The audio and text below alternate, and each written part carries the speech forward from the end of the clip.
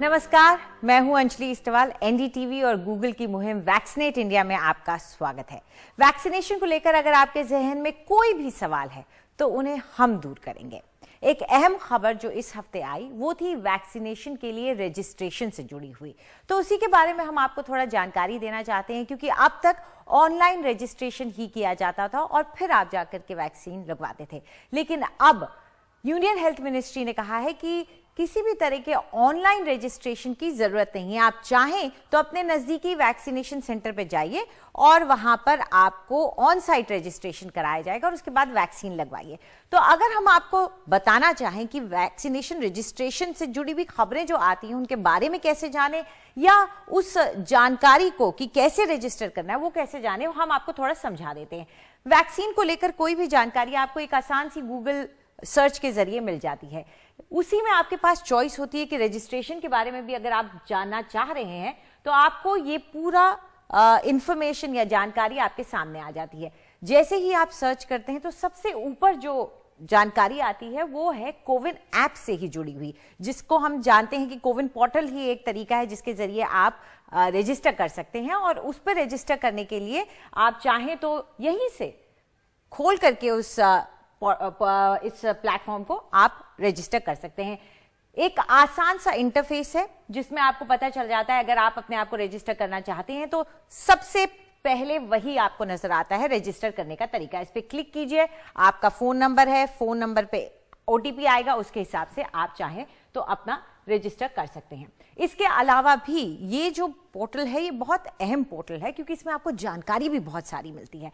आप चाहें तो एफएक्यूज देख सकते हैं। अगर आपके दिमाग में जहन में कोई भी कंफ्यूजन है रजिस्ट्रेशन को लेकर के, या फिर किस तरीके से अपॉइंटमेंट किया जाए, या किस टाइम पे आपकी डोज कौन सी शेड्यूल की जाए, ये सारी जानकारी आपको यहां मिल जाती है। मान लीजिए आपको रजिस्ट्रेशन पे से ही जुड़े कुछ सवालों के बारे में जानना है, तो ये देखिए आपके एक एक सवाल के सिलसिलेवार तरीके से आपको यहां जवाब मिल जाएंगे। अगर आपको अभी भी कंफ्यूजन है कि कौन से डॉक्यूमेंट्स लेकर के मुझे जाना पड़ेगा, क्या मुझे अपने साथ कोई कार्ड, कोई आधार कार्ड, कोई ड्राइविंग लाइसेंस, कोई प्रूफ वो ले जाना पड़ेगा, वो सब आपको यहां पर जानकारी मिल जाएगी। और कोविन पोर्टल कि यही एक सहजता है जो बड़ी काम की है। और इसमें अगर आप चाहें तो बाद में जब आपका वैक्सीनेशन भी लग जाता है तो आप अपना सर्टिफिकेट भी निकलवा सकते हैं, यानी कि आपको वैक्सीनेशन हो चुका है इसका सर्टिफिकेट आप यहां से ले सकते हैं। दरअसल कई जगहों पर खासतौर पे ट्रैवल करते वक्त आपको इस वैक्सीनेशन सर्टिफिकेट की जरूरत पड़ सकती है। तो एक बड़ा ही सिंपल सा तरीका है जिससे आपको इस तरह का एक सर्टिफिकेट, ये सैंपल है, आपको मिल जाएगा जो ये प्रूव करेगा कि आपका वैक्सीनेशन हो चुका है। तो ये कुछ अहम चीजें हैं जो कि आपको इस वेबसाइट पे मिल जाती हैं। लेकिन जाते जाते हम आपको ये भी बताना चाह रहे हैं कि पिछले हफ्ते हमने आपको दिखाया था कि किस तरीके से अगर आप टीकाकरण के आंकड़े देखें तो वो आपको एक नजर में पता चल जाते हैं। और कुछ इस बार भी हम एक नजर डाल लेते हैं। अगर हम टीकाकरण के इन आंकड़ों पर नजर डालें जो एक मैप के जरिए मैं आपको दिखाने की कोशिश कर रही हूं, ये भारत के मैप के हैं, और आप देख सकते हैं कि हम 2 खुराक जो है वो अब तक करीब 4 करोड़ से ज्यादा, लगभग 5 करोड़ लोगों को दे चुके हैं। ये आंकड़ा हमें यहाँ पे दिख रहा है। और अगर हम पूरा परसेंटेज देखें जिनको फुल वैक्सीनेशन हो गया, यानी कि दोनों डोज लग चुकी है, वो अब हम 3.5% के पास पहुंच चुके हैं। तो ये एक तरीका है जो हम आपको पिछली बार भी दिखा रहे थे, क्योंकि एक तरीके से जिन लोगों को डेटा पसंद है और जिनको जानकारी पसंद है वो पूरे दुनिया के बारे में कहीं का भी चाहें वहां का डेटा ले सकते हैं। उनको पता चल जाता है कि भाई कितनी वहां पर वैक्सीनेशन चल रही है इस वक्त। जैसे कि मैंने इटली के बारे में जानने की कोशिश की तो एक क्लिक पे ये मुझे जानकारी मिल गई। तो ये कुछ अहम बातें हैं जो कि आप एक गूगल सर्च के जरिए जान सकते हैं। हमारे देश में इस वक्त दुनिया का सबसे बड़ा टीकाकरण अभियान चल रहा है और हमारे देश के इस टीकाकरण अभियान में योगदान दे रहे हैं सभी प्रदेश। और ऐसे एक प्रदेश से हमारे साथ जुड़ गए हैं बलबीर सिंह सिद्धू, जो कि स्वास्थ्य मंत्री हैं पंजाब से। शुक्रिया सिद्धू साहब हमसे बात करने के लिए। सबसे पहले तो आपसे यही जानना चाहेंगे कि बहुत सी सूचनाएं हैं इस वक्त, जो जानकारी है जो इस वक्त वैक्सीन को लेकर आती रहती है, और आपके राज्य में अगर हम वैक्सीनेशन की ड्राइव को देखें तो किस गति के साथ आगे बढ़ रही है और कौन सी चुनौतियां हैं जो आपके सामने आ रही हैं? मैडम, पहली बात तो आपका बहुत बहुत धन्यवाद कि आपने मुझे समा दिया। और कहता मैं आपको ये बताना चाहता हूँ कि हमारे पास तकरीबन अभी तक कोई 66 लाख 41,000 के करीब हमारे पास वैक्सीन आ चुकी है। और उसमें से हमने ऑलमोस्ट कोई मेरे ख्याल से 61 लाख लोगों को हमने ये ऑलरेडी प्रोवाइड कर चुके हैं, वैक्सीनेट कर चुके हैं। और 4,32,000 हमारे पास टोटल इस वेले बैलेंस है। और हमारा काफ़ी अच्छा अभियान चल रहा है। लेकिन थोड़ा सा जो हमारे को प्रॉब्लम आती है गांव में, जहाँ पे लोगों को थोड़ा सा कोई ऐसी लोग की अफवाहें वगैरह फैला देते हैं, थोड़ा बहुत लोगों को इसका पैनिक होता है। लेकिन आस्ते आस्ते हमारे जो स्टाफ है, जो हमारा फ्रंट एंड के वर्कर हैं, जो हमारे जो दूसरे लोग हैं, वो जाके वहाँ पे क्या लोगों को एजुकेट करते हैं। उसके बाद लोग मान जाते हैं कि हम भी वैक्सीनेट करवाएंगे। लेकिन वैक्सीनेशन के रिजल्ट बहुत अच्छे हैं। उसके बाद पॉजिटिविटी भी कम हुई है। और बेकायदा बहुत सारे हॉस्पिटलों अब हमारे बेड खाली हो गए हैं कि अब हमारा जो पीक थी वो काफ़ी डाउन आ चुकी है। तो जितनी जल्दी हमारा ये वैक्सीनेशन का प्रोग्राम खत्म हो जाएगा, उतनी जल्दी हमारा स्टेट है उसमें हमारे को रिलीफ मिलेगा। और मैं ये कहना चाहता हूँ, लेकिन हमारी जो टीमें हैं अब तो कैंप्स लगाने शुरू कर दिए हैं हमने, बजाय कि हॉस्पिटल में जो हमारी फैसिलिटी में लगाए, उसके बकायदा हमने गाँव गाँव में जाकर हमारे को जो कॉमन प्लेस है, जहाँ हेल्थ वेलनेस सेंटर है, जहाँ हमारी छोटी डिस्पेंसरी है, या फिर दूसरा कोई कॉमन प्लेस गांव का जो पंचायत घर है, वहाँ पे अभी हमने काम शुरू कर दिया। उससे जल्दी पूरे स्टेट में वैक्सीनेशन करने की हम कोशिश कर रहे हैं। जी जी। सिद्धू साहब, यहाँ पे ये तो हम सभी जानते हैं और ये प्रूव भी हो चुका है, ये साबित हो चुका है कि वैक्सीन कारगर है, असरदार है। लेकिन जैसे कि आपने बताया, फिर भी थोड़ा उसको लेकर हिचकिचाहट खास तौर पे गांव देहात में रहती है। तो कोई खास कदम उसी को टारगेट करते हुए आप लोगों ने उठाए? बिल्कुल, मैं वही तो बोल रहा हूँ कि हमने तो बकायदा जो अभियान है, वो हमारी जो मोबाइल वैन है वो गाँव गाँव में प्रचार भी करती है कि ये आपके लिए बहुत कारगर मेडिसिन है, आप इसको लगवाइए और फिर आप तंदुरुस्त रहेंगे। और जो आपकी एंटीबॉडी है, जो आपकी इम्यूनिटी है, वो बूस्ट होएगी। तो लोग, कुछ लोग जो हमारे बहुत सारे लोग एजुकेट भी हैं गाँव में, वो लोग भी आगे उनको लोगों को थोड़ा एजुकेट करते हैं। लेकिन ये अभियान को थोड़ा ड्यू टू जो हमारा जो किसान एजुटेशन है, या दूसरा जो हमारा राइस का सीजन चल रहा है, इसलिए पैडी के सोइंग का सीजन है, थोड़ा उससे तो प्रभावित हो रहा है। लेकिन पर मैं ये कहना चाहता हूँ, लेकिन ऑल ओवर जो हमारा अर्बन एरिया है उसमें बहुत ज़्यादा लोगों में उत्साह है, वो सारे वैक्सीनेशन करवा रहे हैं। तो गाँव को भी हम कोशिश कर रहे हैं कि उनको पूरा कुछ बहुत जो इंटीरियर के गाँव हैं वहाँ पे थोड़ा सा जो लिटरेसी है, जहाँ लोगों को, कुछ लोग जो पॉलिटिकल पार्टी हैं वो अपने भी थोड़ा बहुत इसमें गलत रोल प्ले कर रही हैं, उनको भी हम रोकते हैं। भैया, ये लोगों की लाइफ का सवाल है, आप जरा हमारा साथ दें। इसमें पॉलिटिक्स करने की जरूरत नहीं है, इसमें हमको लोगों को बचाने की जरूरत है। जी। सिद्धू साहब, जैसे जैसे अनलॉक आगे बढ़ता जा रहा है, जिंदगी जो है वो सामान्य होती जा रही है, ऐसे में खतरा हमेशा यही रहता है कि अगली वेव ना आ जाए। तो उसके लिए आप लोग क्या कदम उठा रहे हैं कि ऐसा ना हो? बिल्कुल, आपने सही बोला कि जो थर्ड वेव आने की प्रोडिक्शन सब लोग कर रहे हैं, जितने साइंटिस्ट भी हैं, डॉक्टर भी हैं। लेकिन उसके लिए हमने काफ़ी अच्छा हमारा जो इंफ्रास्ट्रक्चर है उसको हमने बढ़ाया है और एक्सपेंड करने जा रहे हैं। जैसे एलोमो स्टोरेज टैंक्स है, वो 6 to 10 किलो लीटर कैपेसिटी के ऑल डीएच ऑफिस में है, हॉस्पिटल में है। 3 to 6 KL का ऑल जो सब डिवीजन हॉस्पिटल है उसमें है, as per the bed capacity. दूसरा, PSA प्लांट हमने सभी जो हमारे डिस्ट्रिक्ट के हॉस्पिटल है, या सब डिवीजन हॉस्पिटल है, या मेजर जो CSC हमारे कम्युनिटी हेल्थ सेंटर है, उनको सबको हम कवर करने जा रहे हैं। कि गवर्नमेंट ऑफ इंडिया प्लांट जो डोनेट कर रहे हैं, कुछ लोग हम उधर से लगा रहे हैं, कुछ अपने सरकार भी लगा रही है।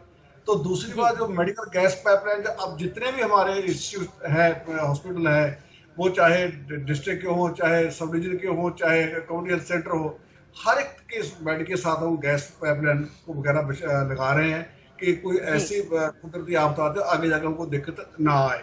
ऐसी है जो geo tagging cylinder and oxygen concentrator की है, वो भी वाटर की वो भी कर रहे हैं। तो इससे काफ़ी अच्छा हमारे को लग रहा है कि भी हमारा जो आने वाला समय, उसके लिए हम अपना जो इंफ्रास्ट्रक्चर है उसको पूरा हम कंप्लीट कर लेंगे। ऐसे प्राइवेट सेक्टर, स्पोर्ट्स उस हमारे को जो हमारे प्राइवेट सेक्टर के लोग हैं वो भी काफी अच्छा सपोर्ट कर रहे हैं, जो CSR से जो 29 PSA प्लांट्स के और इन पाइपलाइन वो भी हमारे ऑलरेडी हैं, वो जल्दी इंस्टॉल हो जाएंगे, तो हमारे पास ऑक्सीजन की जो शॉर्टेज पिछले दिनों में रही है वो भी हमारी नहीं रहेगी। जी बहुत बढ़िया, शुक्रिया हमसे बात करने के लिए। सिद्धू साहब, आपने हमें बताया कि क्या तैयारियां हैं, साथ में किस तरह से आपका टीकाकरण अभियान भी आगे बढ़ रहा है। शुक्रिया हमसे बात करने के लिए। और इस वक्त हम एक छोटा सा ब्रेक लेंगे। ब्रेक के बाद डॉक्टर नरेश त्रेहन हमारे साथ जुड़ेंगे और हमें बताएंगे वैक्सीन को लेकर कुछ अहम जानकारियां।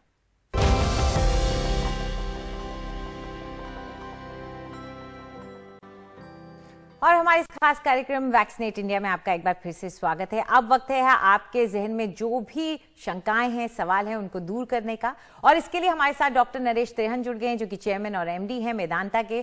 शुक्रिया डॉक्टर त्रेहन हमसे बात करने के लिए। तो शुरुआत तो इससे करते हैं कि कई खबरें इस हफ्ते आई जिसमें नई नई वैक्सीन के आने की बात कही गई। अब उम्मीद यही करते हैं कि जब ये आ जाएंगी तो हमारे देश को भी इसका काफी फायदा होगा। क्या हमारे देश की वैक्सीनेशन ड्राइव में इनमें से कुछ वैक्सीन इस्तेमाल हो पाएंगी और इससे हमारी ड्राइव तेज हो पाएगी? दो बातें मैं कहूंगा।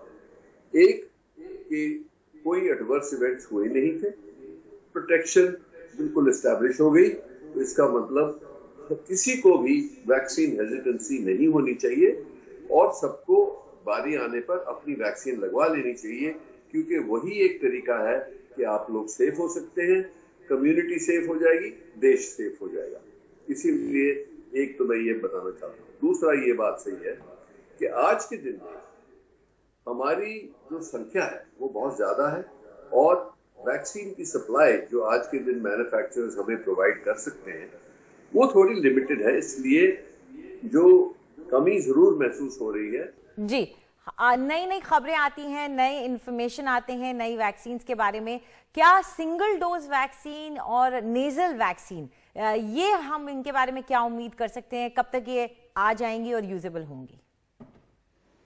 जैसे इजराइल ने सबसे पहले लीड ली है नेजल वैक्सीन और उसमें ऐसा लग रहा है कि जो उनके क्लेम्स हैं, वो स्टडीज चल रही हैं कि वो एक्चुअली वो टेक्नोलॉजी तो ठीक हो जाएगी, परफेक्ट हो जानी चाहिए, पर हिंदुस्तान में भी 2 बायोटेक कंपनीज हैं जो इसके ऊपर रिसर्च कर रही हैं, उसकी डेवलपमेंट चल रही है।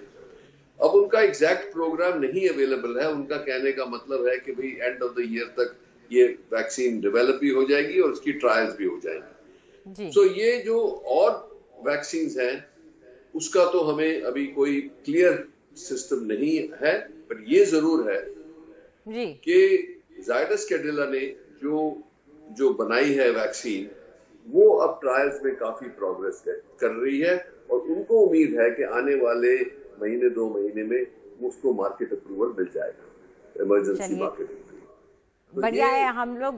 हम उम्मीद भी यही करते हैं कि बुके जो है वो बढ़ता जाएगा। लेकिन डॉक्टर साहब, अगर हम इफेक्टिवनेस के हिसाब से देखें तो अब स्पुतनिक भी कह रहा है कि हम एक बूस्टर शॉट देने के लिए तैयार हैं, तो क्या हम ये उम्मीद कर सकते हैं कि नए वेरिएंट्स को देखते हुए जो फ्यूचर की वैक्सीन आगे भी आएंगी वो इस तरह के से वो किसी न किसी तरीके से अपने आप को अडेप्ट कर पाएंगी नए स्ट्रेन्स के लिए? अगर जो आप वैक्सीन की मैन्युफैक्चरिंग को स्टडी करें तो ये जरूरी है कि जैसे ही वेरिएंट्स आते हैं जो रेजिस्टेंस दिखाते हैं, तो वैक्सीन को उसी हिसाब से ऑल्टर किया जाता है। जैसे आप देख रहे हैं कि फ्लू वैक्सीन जो हम सब फेमिलियर हैं उससे, हर साल उसको थोड़ा सा चेंज किया जाता है क्योंकि वायरस का नेचर भी चेंज होता है, फ्लू वायरस का। सिमिलरली आज के दिन क्योंकि ये संक्रमण इतने लोगों में हुआ, जब एक वायरस जिसको हम कोरोना वायरस जो है कोविड-19, जब ये बॉडी किसी शख्स की बॉडी में मल्टीप्लाई कर रहा है तो दैट मल्टीप्लिकेशन प्रोसेस में ही वेरिएंट्स बनते हैं।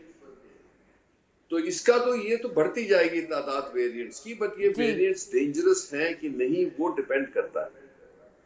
अब जैसे हम देख रहे हैं कि जिसका नेम रखा गया डेल्टा वायरस, जिसका 6172 की जगह उसको डेल्टा वायरस बुलाते हैं, म्यूटेशन, तो हमने देखा है कि मोस्टली अभी भी उसके अगेंस्ट कोई 60, 65, 70% प्रोटेक्शन है, जिनको दोनों डोज लग गए। अब आने वाले टाइम में जैसे वेरिएंट्स को टेस्टिंग होती जाएगी लेबोरेटरी में, वैसे ही वैक्सीन को भी ऑल्टर करना पड़ेगा और लोगों ने ऑलरेडी शुरू कर दिया। डॉक्टर साहब, उम्मीद यही करते हैं कि जो भी वैक्सीन अब आएंगी वो उतनी ही कारगर रहेंगी।